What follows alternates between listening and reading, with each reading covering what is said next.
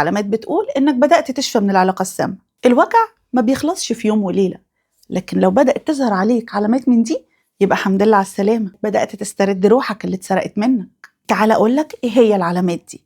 أولا، خلاص ما بقاش فيه فضول، ما بقاش يهمك نزل إيه على السوشيال ميديا ولا في مين معاه ولا هي راحت فين ولا جت منين. الفضول اللي كان بياكلك زمان مات. لو لقيت إنك بطلت خلاص تلوم نفسك، كنت تنام وتصحى وتصحى وتنام وتسأل نفسك هو أنا قصرت في إيه؟ أنا عملت معاها إيه؟ دلوقتي بقينا فاهمين إن العيب في تركيبته هو مش فيك أنت. هتلاقي إنك ابتديت تسترجع ضحكتك، بدأت تركز في شغلك وفي أكلك، بدأتي تضحكي من قلبك من غير إحساس بالذنب أو الخوف من النكد اللي ممكن يجي بعد الضحكة دي. بقى عندنا ثبات انفعالي، لو شفته صدفة أو حد جاب سيرته ما بقاش قلبك يدق بخوف، بقيت بتحس بولا حاجة.